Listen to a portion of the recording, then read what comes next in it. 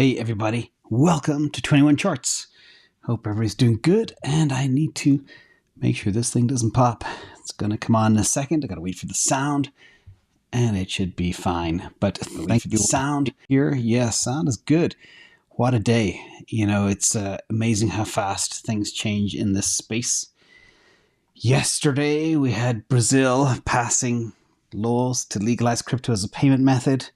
We had the Fed talk, a lot of dovish hints, which you kind of knew about, but less aggressive. The CEO of Silvergate came out and gave some market confidence to his stock, and they are well capitalized. Elon Musk and Tim Cook are friends again. It's just a good day. But this is about charts. We're going to look at charts that cover crypto. More good news. Stocks.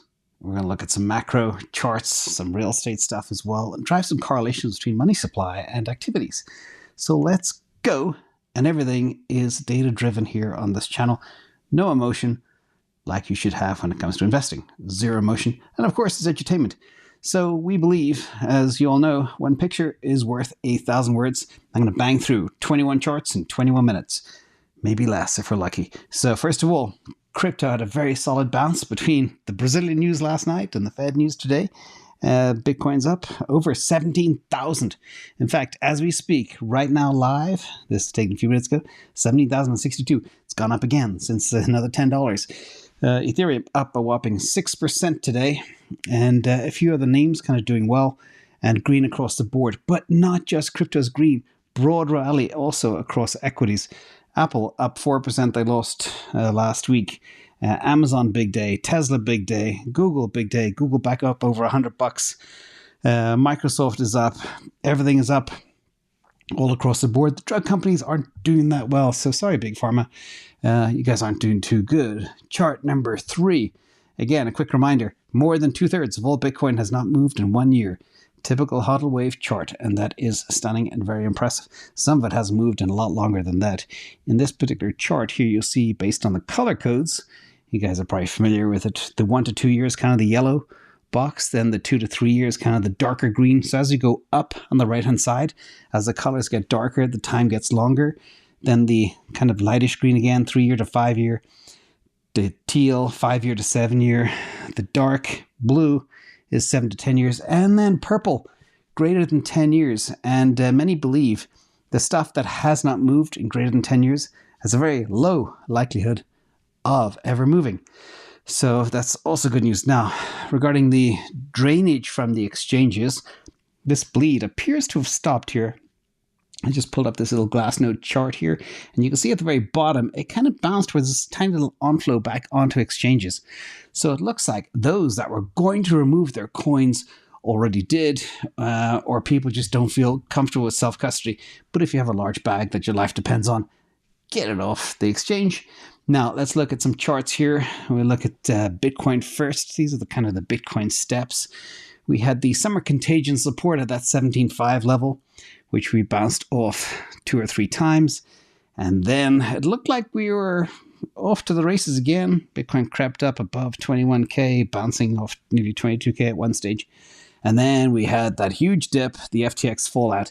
Took us down to do a double bottom, 15.5, breached it twice pretty much over the last month or so. But now we're breaking out, which is good. And we all know the key to this is we don't know if there's another shoe to drop, but if there is, there's nothing as big as what FTX was. That's the bright side.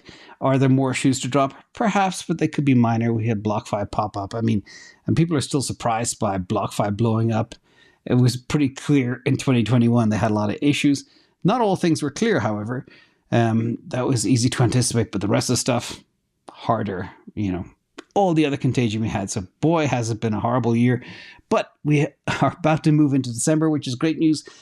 And then December is also historically good, just like November, like you said. So let's look at the Ethereum chart here. This is also a clear breakout. You can see Ethereum, again, double little bottom around that 1100 level. Boom, boom, double hit, double tap. And that's popping up, heading for 1300 as we speak. The next resistance level is at kind of 1330, which it hovered down around a lot back in September, a little bit in October. So we'll see if we can just blast right through that as the market goes bonkers again. So the dollar index as well tanks. You can see here we had our danger zone getting up above 115. Never got there, thank goodness. The 110 was kind of a critical level that acted as a little bit of support for a while. Now it's dipping right down, back down to 106. And with the news from the Fed today, we can expect this to dissipate a little bit more, maybe head back down to that 103, 100 level over time. Again, the markets sense risk on. Many have sensed it for quite some time. And here we are. Now let's look at the crypto fear and greed index.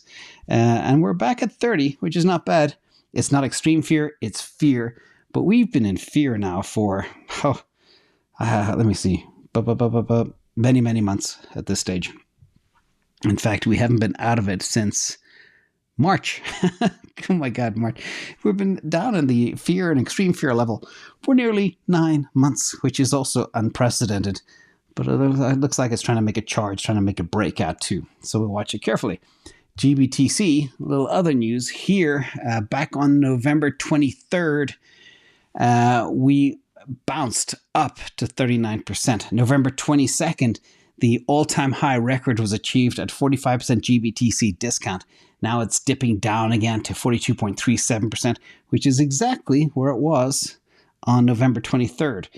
So where we go from here, I'm not sure. It looks like the confidence is not back to Grayscale yet. That may be, I doubt Grayscale is going to be one of those shoes that drops, but there's always a chance. We can't be surprised by anything anymore. But the parent company is having a little bit of trouble trying to raise some money as well. Let's switch gears to some altcoiny stuff. This is a chart by CryptoRank, and this is the top blockchains by number of launched projects. Now, the CryptoRank platform token sale activity significantly decreased in November comparing to the previous months. Only 17 projects had a public token sale, and BNB chain, Binance chain, leads the pack with 7 projects launched, followed by Ethereum with 6, followed by a third place, Solana with 2 projects, Polygon 1, and Humanoid, never even heard of that, 1 project as well. But that is where we are with IDOs, IEOs, ICOs, whatever you want to call them, as we go forward. Now let's talk about a lot of the controversy that happened between kind of Elon and Tim Cook. They literally met an hour ago in Silicon Valley and walked around a lake together. But here, a lot of people are now aware of the fact, I mean, people should be aware that Apple App Store takes 30% of developer earnings. And that is a huge chunk of change. That's between $13 and $26 billion in 2021. It is a massive, massive cash cow. And maybe all of the light that's now brought to the world by way of Twitter may help Apple reduce this a little bit. Maybe not, but it's been that way for a long time. Now, let's talk about, this is kind of like a second part of the chart I spoke about yesterday in Octa TA Tuesday.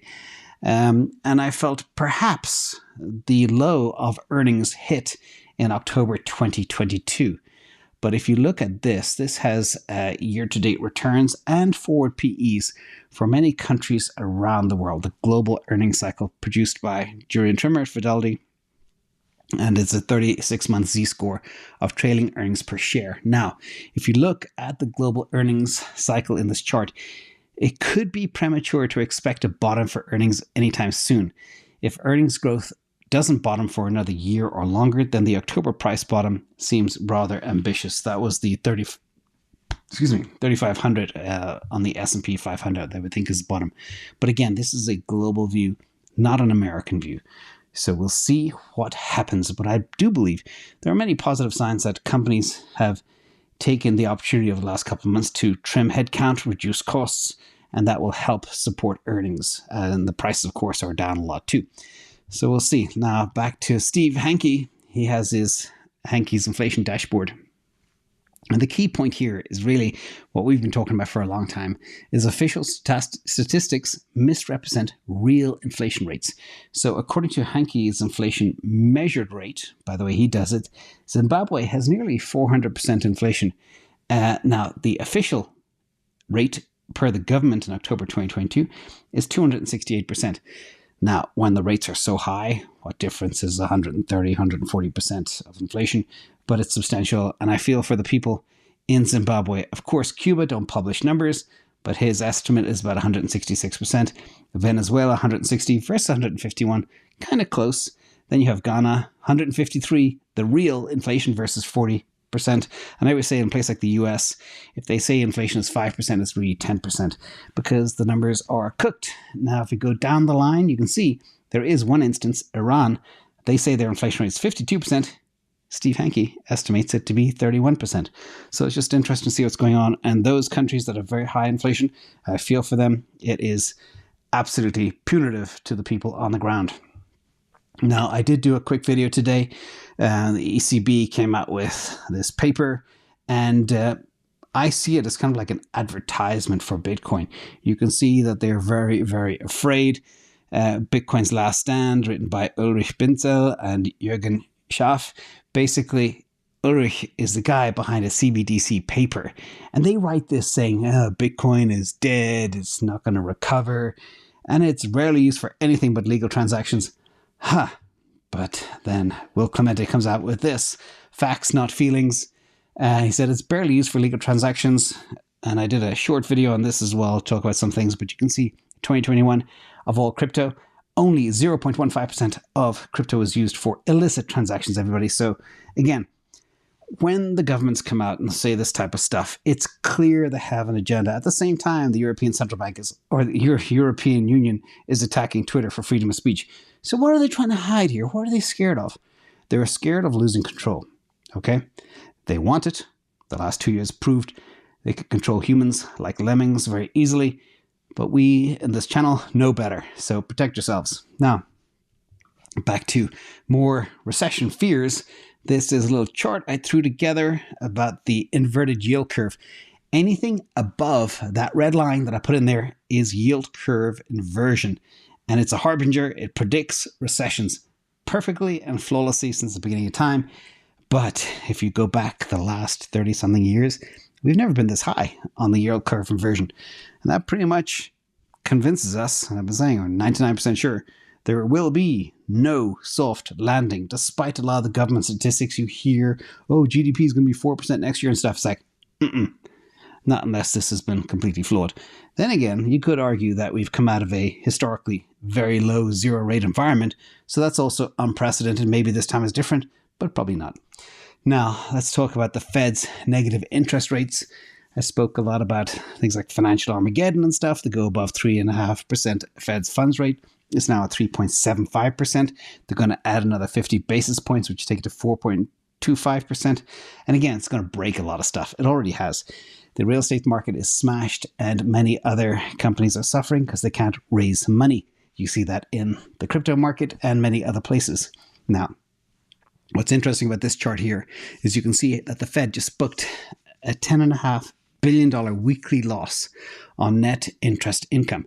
So instead of remitting profit to the Treasury, it's building up deferred assets to pay down later. Big debt. Now, the bad optics of a central bank losing money is making monetary policy ever more political. And remember, $10 billion a week is $40 billion a month, $520 billion a year. I hope I got that right. Something like that, which kind of makes the plan for balance sheet reduction or quantitative tightening of about $90 billion a month look a bit silly. But anyway, here we are. They do have a solution. It's called the money printing, and that's why we also say QE to infinity. It's a foregone conclusion. Now, let's look at this.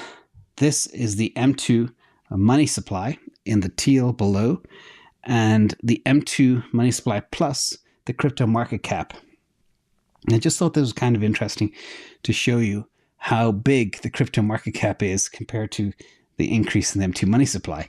And the only tiny bit of good news is, obviously, they are quite correlated, but the M2 plus crypto market cap is always going to be above the M2 growth, and the growth rate is high, but you can see the damage it's done. It's sold off way, way, way more than the M2 money supply. So the question is, will it come back? Odds are, per this chart, probably yes. But we have to wait for that risk on to happen. And we're getting close, ladies and gentlemen. Now, this is another chart about M2 money supply and why it's so important. And you can see here, per Charlie Bolello, and a big thank you to Sanjay for sharing, this is the percentage increase over the last 3 years of the M2 money supply in red and US home prices in teal. They are almost perfectly correlated. Remember, when money gets pumped into a system, it inflates everything with near perfect correlation. That's why real estate is a very, very, very good hedge. As we go forward, let's look at Shiller. And again, remember, we're talking US statistics here, but they're pretty much the same all over the world.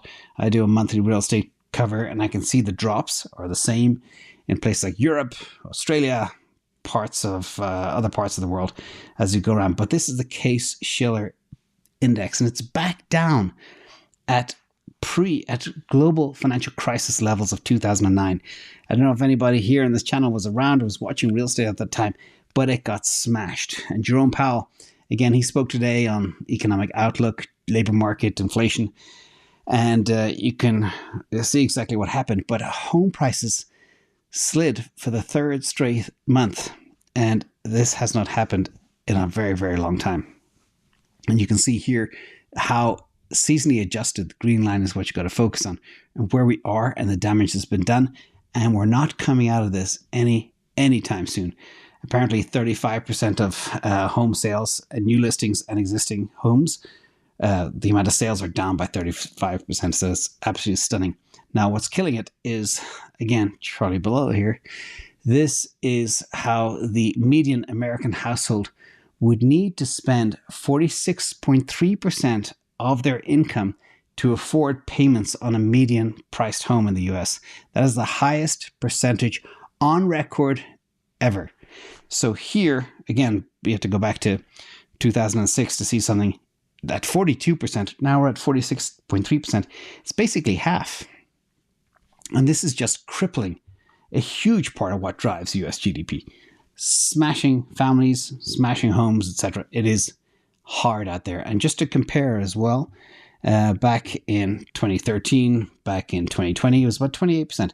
That is a massive. So if you imagine $100 of your paycheck, what is it, 26, 27, just 2 years ago was what was taken out to get your housing. Now it's nearly half.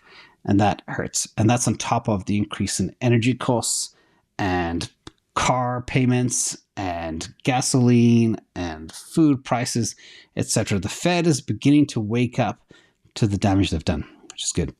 Now, this is an interesting piece of history, and this is why we talk real estate. So I just thought it was interesting to see that sometimes certain assets are hot and certain assets are not. So if we go back to 1963 and we look at the price of land versus stock appreciation over that 14-year period, you can see that land went up nearly 4x, whereas stocks only went up 70%. And that is a stunning statistic. And that's the S&P 500 versus land prices in the United States. So remember, there are times when you want to be in certain assets, other times others. Let's talk about some little good news for me as a big coffee drinker. This is the chart of the day. Arabica coffee prices are now down 35% from their February peak, and they hit an 11-year high back then. And the reason, well, basically is forecast for a better crop next year in Brazil. Speaking of Brazil again, after their great Bitcoin news, and they are the world's top producer. So again, this is part of the whole deflation or decreasing inflation narrative that's coming in for those coffee drinkers out there. So with that, quick show today, to 2 videos and a lot of other stuff going on in the markets. So thank you all for being here. Thank you to the mods in chat. Love you all, and I'll see you tomorrow. Tomorrow is Thursday. Bye, guys.